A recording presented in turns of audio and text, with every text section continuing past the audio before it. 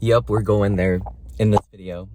You know, we gotta recognize that we are human at the end of the day. We have our needs, we have our wants, we have our desires. And sometimes if a desire is so strong, it can make you do stupid shit. It can make you act a fool. But you are not a fool, beauties and cuties. Oh, but you know, I've been there. Let me tell you, I've had a hoe phase probably many times in my life. And the way my brain just goes on autopilot and I just lose all focus, it's very reckless.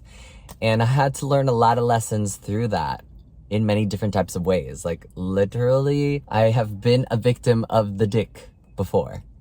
And I am making this video because I wish my younger self would have watched a video like this before I got into all of my crazy shenanigans. So we're gonna talk about 5 ways to avoid getting dickmatized. I am not gonna allow you, my beauties and cuties, to do stupid shit because I care about you, okay? First and foremost, to avoid getting dickmatized, you must first set clear boundaries. Establish your wants and needs in the moment, especially with relationships. Like, do you want something casual? Do you want to date long term? Define that first and foremost.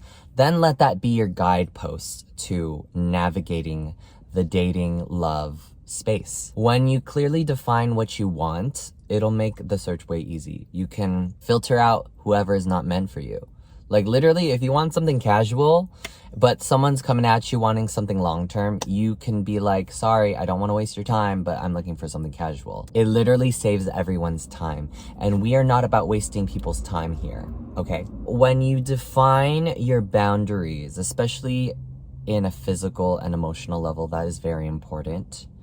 It'll also help you navigate the dating and love space as well, because you have to honor your boundaries. Your boundaries set an example for how you will move in the dating space and how other people will treat you in the dating world. Literally, again, when no one has clear defined boundaries or intentions, that's where the lines get blurred. And blurry lines cause a lot of misery that you don't need. To save a lot of time and energy, clearly define your boundaries, beauties and cuties, okay?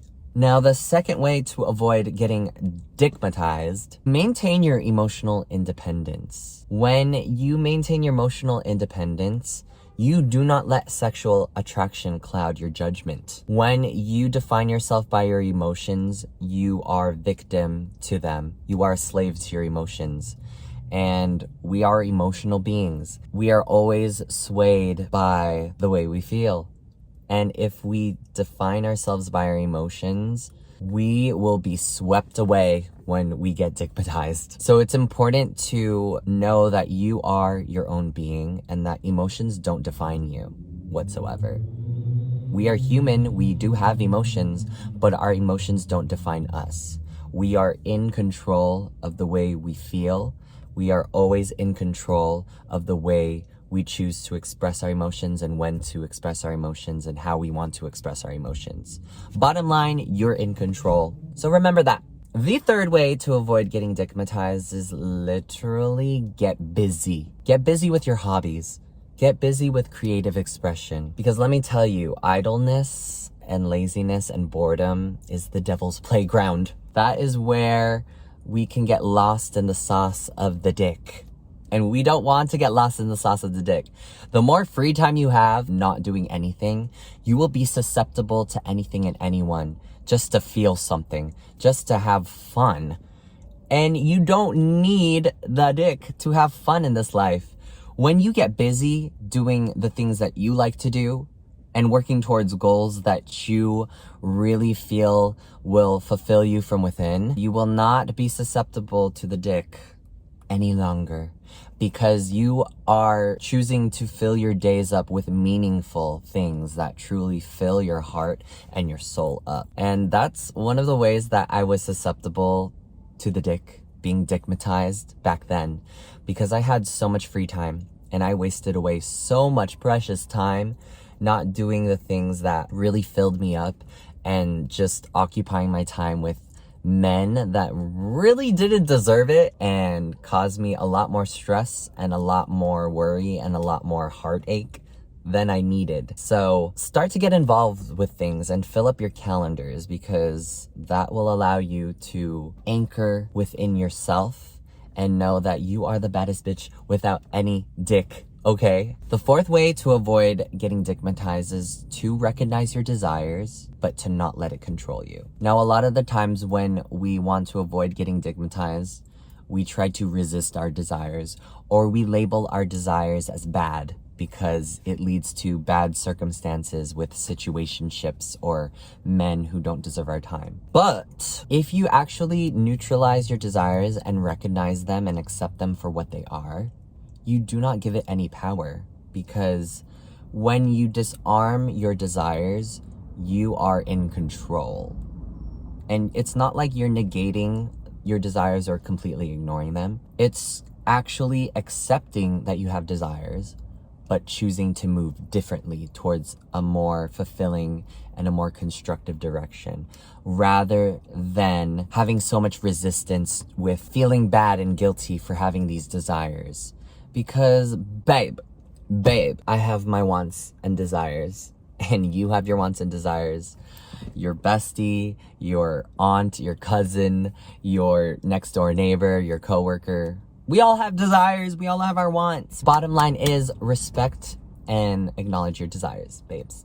And literally, you will be in control. Now, the fifth and final way to avoid getting dickmatized is literally practice self-worth and confidence within yourself. I was susceptible to so much dickmatization back then because I really viewed myself as a nothing.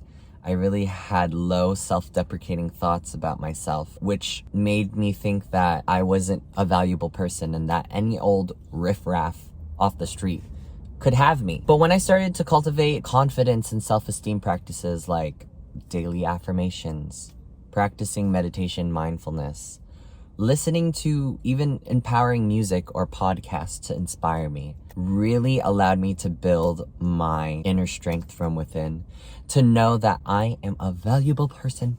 I am a valuable person, and you are too. When you start to recognize the value that you have inherently within yourself, you will be anti-dickmatized. Bottom line is, you will not be susceptible to being dickmatized because you know what you deserve. Because when you know your worth, you get to define who deserves your time and who doesn't. That is the secret sauce to avoiding the dickmatization. And when you are a bad bitch with high confidence and self-worth, you will be unstoppable. You will be immovable.